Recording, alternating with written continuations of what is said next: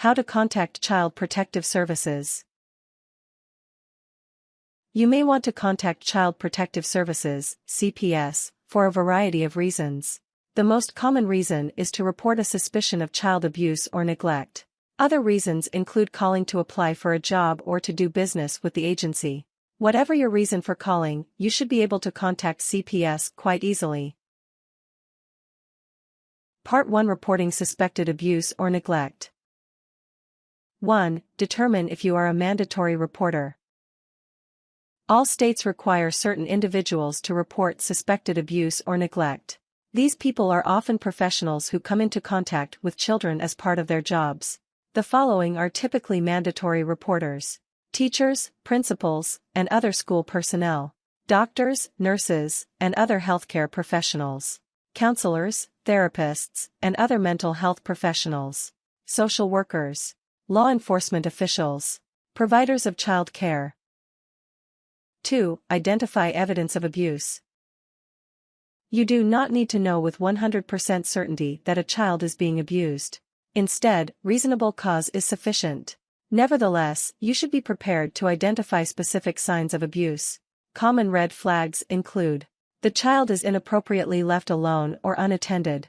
The child fears returning home. There are bruises or other injuries in multiple locations or on both sides of the body. The child has frequent or unexplained injuries, especially in a distinctive pattern, such as grab marks. The child lacks personal hygiene, dirty and/or torn clothes.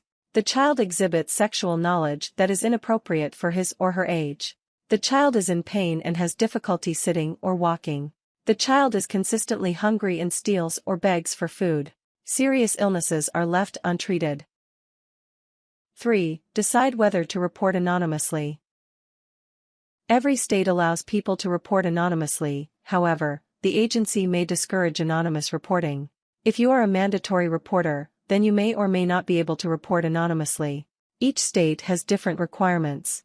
If you do not want to be identified, then you should remain firm and insist on anonymity. You might also look into reporting online.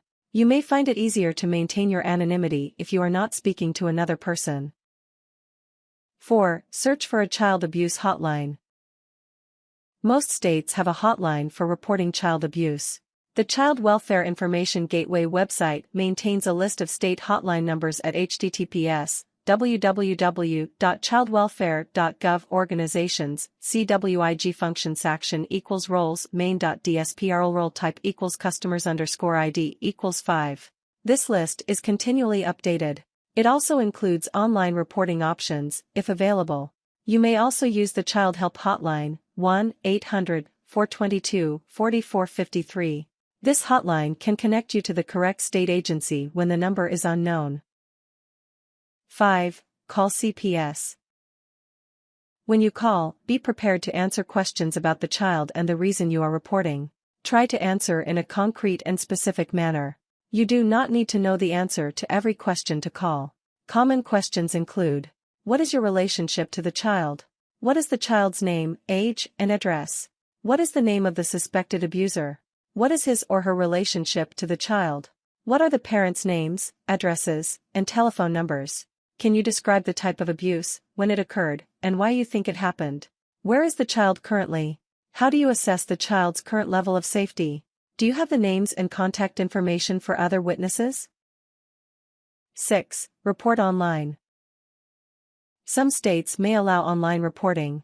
In Florida, for example, you have the option, which is available at 7. Follow up with a written report, if required.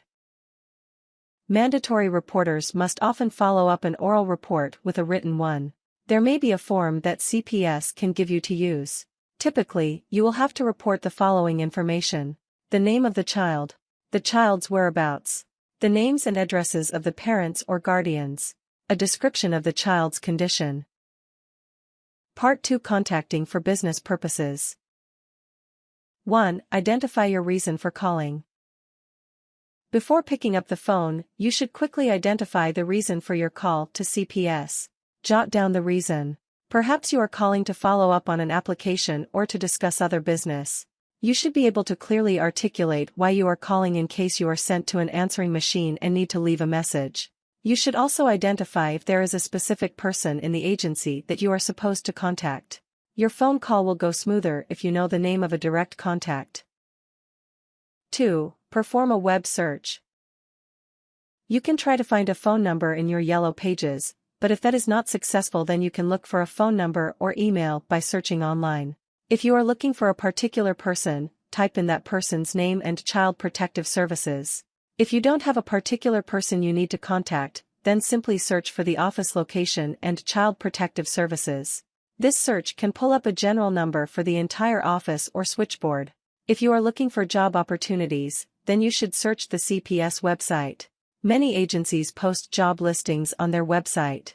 An agency may also post information regarding other business opportunities. A contact number should be provided with these advertisements. 3. Contact the phone operator. Another way to find a contact number is to dial 0 on your phone, which should connect you to the operator. You can ask this person for the phone number to CPS. If you have an ATT cell phone, then you may need to dial 00. 4. Call. You can call the direct line or the switchboard number. If you are sent to voicemail, then be prepared to leave a message. If you can find an email address and you feel more comfortable contacting CPS by email, then go ahead and send the email. 5. Leave your contact information. No matter who you speak to, be sure to leave your name and a contact number so that you can be called back. Also be sure to state what times are best to reach you. Tips. If you see that a child is in immediate danger, then you should call 911 instead of the local CPS. After the police arrive and assess the situation, they will decide whether or not to contact CPS.